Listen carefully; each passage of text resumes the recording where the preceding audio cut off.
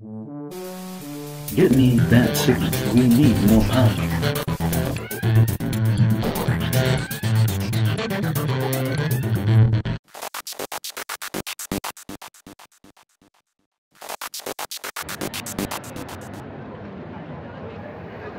Ladies and gentlemen, boys and girls, welcome to another edition of Lightning Dome, where 2 mages enter and 1 mage leaves.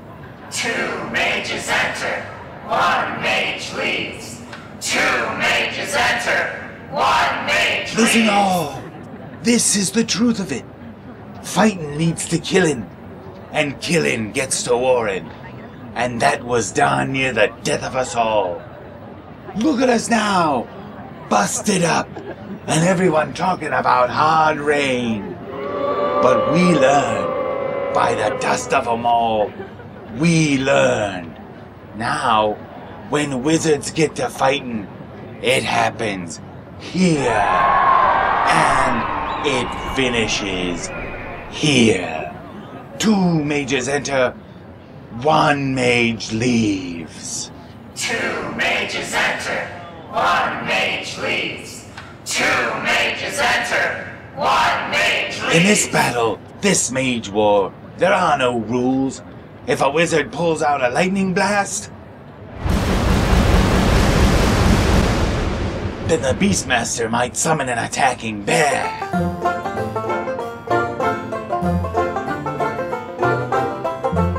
The priestess can destroy with her holy light, while the warlock can summon the relentless power of the undead.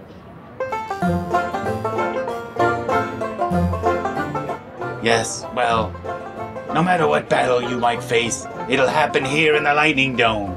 Now put away your spellbooks, channel your mana, and get ready for the battle of a lifetime as we face the challenge of Mage Wars. 2 mages enter, 1 mage leaves. 2 mages enter, 1 mage leaves. 2 mages enter, 1 mage leaves. Let's take a quick look at Mage Wars. First of all, you'll notice that this board here is a fairly good-sized board, and there's a reason behind that. It's because the cards have actual physical presences. So you take your character card, which in this case, this is the Beastmaster, and he would start way up here in one corner of the board. And it's a 2-player game, so you would have your other character. This is the Warlock from the Forged in Fire expansion to Mage Wars, and they would start in the other corner. And you notice they each start with these little tokens on top. This is the Quick Action token, and only the mages get to do that. And this is a regular action token, and every character on the board gets to do their own action.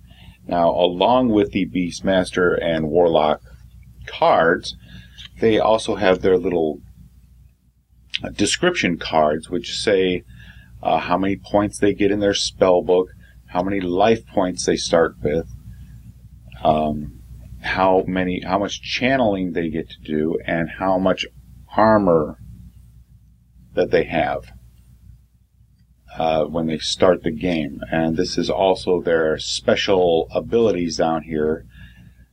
And as you can see, some stuff, I mean, you really got to remember things, like you can get a pet if you're a Beastmaster. When a friendly, non-legendary animal creature comes into play, you may make it your pet. Pay mana equal to the creature's level +1, then place the pet marker on it. The pet gains melee +1, armor +1, and life +3. Whenever the pet is in the same zone as his Beastmaster, it gains an additional melee +1. If the pet is destroyed, you may assign the marker again in the same manner with a new animal that's summoned. So that's just an example of the rules can get complex in this game. There's a lot of interaction. It's a lot like the Magic the Gathering. However, you have an actual arena that you are fighting in. And so your monsters will come out here as well, and you actually move from zone to zone. Each one of these big squares is a zone. Here's your main character board, Whereas you can see the amount that you get to channel each turn, you mark here. That's listed on your card. This is how much mana you actually have. And, you know, if you're out of mana, you're in big trouble because you can't cast any spells without it. And over here is your life. Here's your max life over here. For the Beastmaster, it's 36, and of course this starts at 0, and as you take damage, it goes up. Your max life can actually go down too, so there's different types of damage. But if ever these two meet, the red and the black cubes, well, you're dead. The game's over. The other guy wins. Now, the main crux of this game is the spell books, and 2 of these books come with each base set. And these books are awesome. I mean, these are your spell books, and inside you pick the spells that you want to put in your book to have available to use during the game. It's got a casting cost here up at the top. So, like, I want this magic wand available so my Beastmaster can use it. It's going to cost me 5 mana to cast this mage wand on myself, and then I just place the card by me. And it's an equipment that I would have and be able to use during my turn. You may bind a non-epic incantation spell from your spellbook to the mage wand. As a quick spell, you may pay 3 mana to change this spell. So I can cast a spell on this magic wand, and then every turn I can use that spell. So if I got a fireball, I can fireball over and over and over each turn, rather than, you know, a lot of these cards, if you use them once, they're gone. There's different types of spells, and each one is listed like these. This is a conjuration spell. Up here, there's a lot of equipment spells. They're mostly arranged in spell type order here.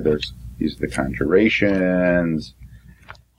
We have creature spells. The Beastmaster, of course, has lots and lots of creatures that they can cast. And when you cast these creature spells, they actually go on the board right next to you. So if the Warlock casts this Timberwolf, well, now the Timberwolf is out here in the same zone. He would get his own action. And from the cards, you can see what that Timberwolf can do. As a quick action, there's 2 types of actions. There's quick actions and full actions. One with the lightning bolt is a quick action. So as a quick action, the Timberwolf can bite, and it does 4 dice worth of damage. He also has 2 armor and 10 life of his own. There are damage markers to keep track of life that has been damaged. A lot of people, though, will use like dice, put dice on top of it. And there's all these other little markers. Let me show you the box here, the inside of the box. Here are all the cards that you build your spell books out of, and these are all the different types of tokens. Like, you can be put to sleep, you can start to rot, you can be disabled, crippled, you can burn, you can get weakness. There's all types of things that can happen from various spells that can be, and each one of these can be cast on each creature or the mage himself. This is the initiative token. It's very important because this passes between each player each turn, and whoever has initiative during that turn will get to go first, both during the action phase and throughout that entire turn. And then the next turn it switches back to the other player, and then they would get to go first. It goes back and forth. When you first start the game, you just roll a die to see who has the highest die and goes first. Aside from creatures, I mean, the spellbook is awesome. There's different enchantments, like putting bear strength onto a creature gives it plus to its melee. Why am I keep saying melee? We've got Call of the Wild. These are incantations that you can cast while you're flying, like Dissolve, which is awesome, or Force Push. If you have a wall of fire out here, you can force push somebody through that wall. Ouch! So this is one of the greatest things about this game, because at the beginning of your turn, you pull out 2 cards from this book, from anywhere in this book, and put them face down, and during your turn you will be able to cast those 2 spells. So you're not sitting there drawing cards out randomly from a deck to see what you can do this turn. No, you are doing a whole strategy of, okay, I'm going to cast this, bring this creature out first, and then I'm going to cast this bear strength on him, and then I'm going to send him to go eat that other wizard, or stuff like that. You can create layers. There's different cards that will give you extra mana during your turn, so you can channel more mana, and you can put little spots around the board where you have these little mana flowers that can give you extra mana, or different cards. There's cards that can do everything. There's an app online that I used when I put together my spell deck, but there's also in the actual rule book, and this rule book is kind of complex. Well, it's definitely complex. There's a codex in the back that is very invaluable, and online there's the full codex, including all the expansions that exist, so you can look up anything instantly. But there is also a suggested starting deck for putting together your spell book, and once for each type of mage, and there's, I believe, 4 different mages in the base game, and then each expansion has extra mages. And so there's a suggested starting spell book you put together, and then once you do that and you play a couple of games, you'll see what you like, what you don't like. You'll look through the box, you'll find other decks. So it's not something you jump in right away and just build a whole spell book, although you could, but it takes a little playing to figure out what works for your deck and what doesn't work, and what you like and what you don't like, and you swap in and out cards to keep your spell book legal. And it's awesome. It's like building a deck in Magic the Gathering, except it's got this whole second layer of the fact that you'll be able to cast these spells at any time during your turn. To go over the turn really quick, when you're actually playing the game, we go through this whole game round, and it's right on the back of the book to keep you as a guide. The initiative, you pass that to the other player. You reset all your tokens by flipping used markers back over, or untapping various spells that have been used. Each mage then channels their mana for that turn. So if you get 9 mana per turn, then you add an additional 9 mana on your board, and that's how much mana you have to use. Once you run out of mana, well, you gotta wait till the next turn to get more mana. And some spells cost a lot of mana to cast, like for example, let's look at, I know fireballs aren't cheap. Okay, well, a firestorm costs 11 mana to cast, so you gotta save up some mana if you're going to be casting a firestorm at your opponent. There's some big monsters too that would cost a certain amount. Plus you've got X cost, where the more you spend, the more it does. So that's the channeling phase. The upkeep phase, you pay anything that costs upkeep.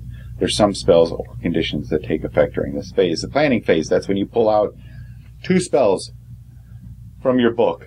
You decide which ones you're going to use during the turn. You pull them out, leave them face down.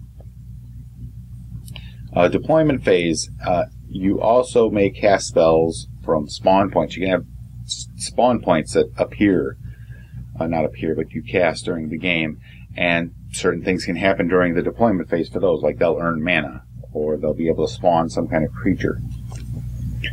Then you go into the action phase, and then you go into the quick cast phase, which your mage can do a quick spell, and that's the ones that show the little lightning bolt. So if I want to cast my Timberwolf really quick, I could do that during the quick cast phase, and then I would flip this over saying I've used my quick cast for that turn, and then the other player gets to do their quick cast. And it depends on who has initiative, who goes first and who goes second. Then there's the action phase, where you can do a move and a quick action, or you can do a full action. So your move, you can move to the next zone.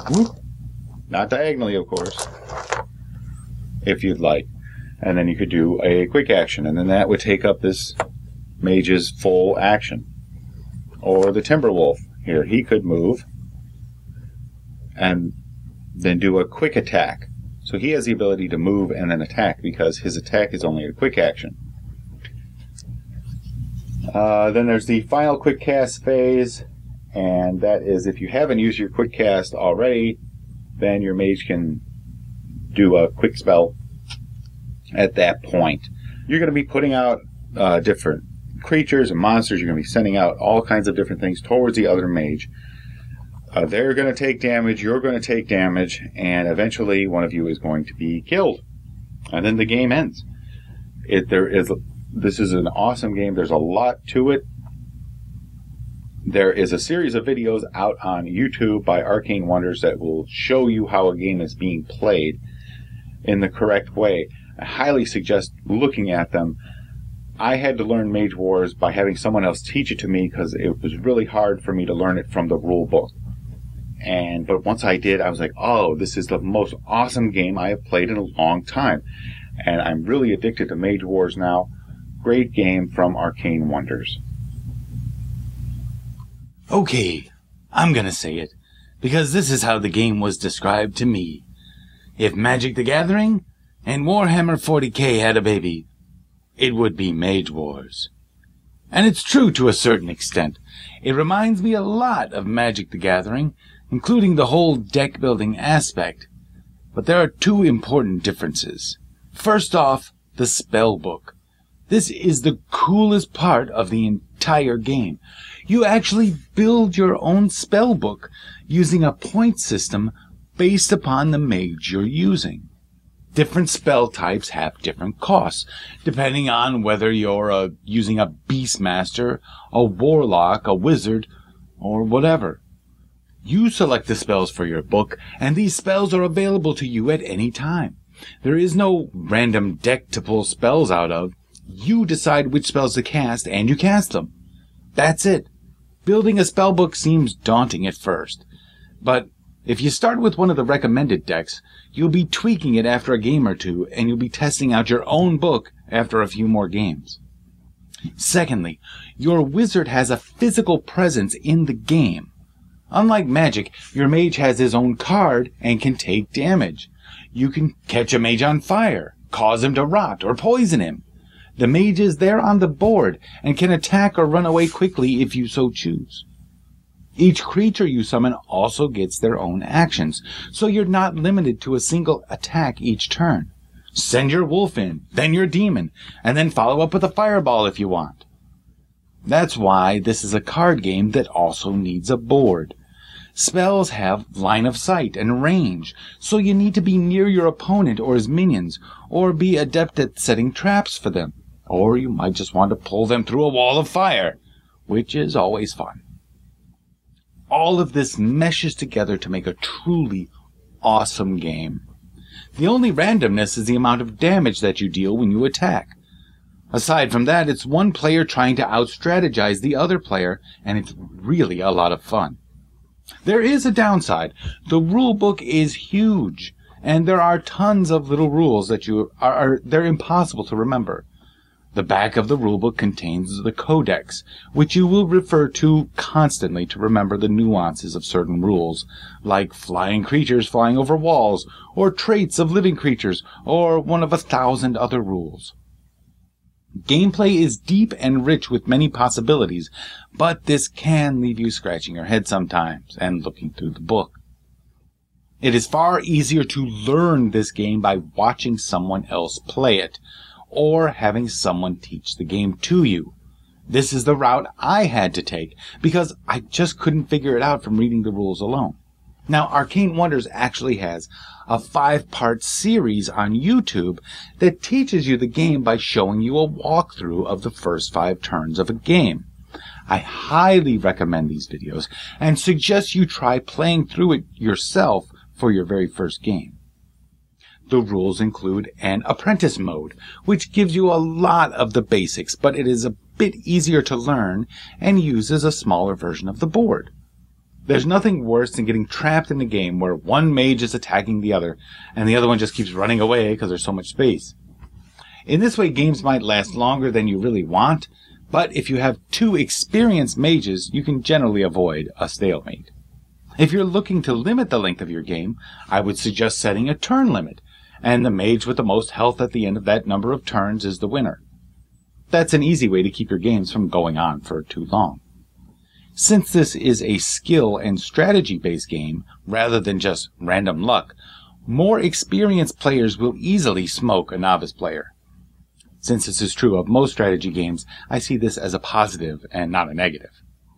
My biggest disappointment is that the game is only for 2 players, and I'd love to see a multiplayer version of Mage Wars. Maybe it exists already, I don't know. This is one of those games that keeps you involved even when you're not playing. You spend time working on your spellbook and trying to figure out different spell combinations you can use to devastate your opponent. Arcane Wonders does have a program that you can use to keep your spellbook legal, and it keeps track of the point costs. It's an invaluable tool that helps out a novice player immensely. You can go there and put in the cards that you want to be in your spellbook, and it tells you how much of the cards, how much of your points you've spent depending on what mage you've got. It's excellent.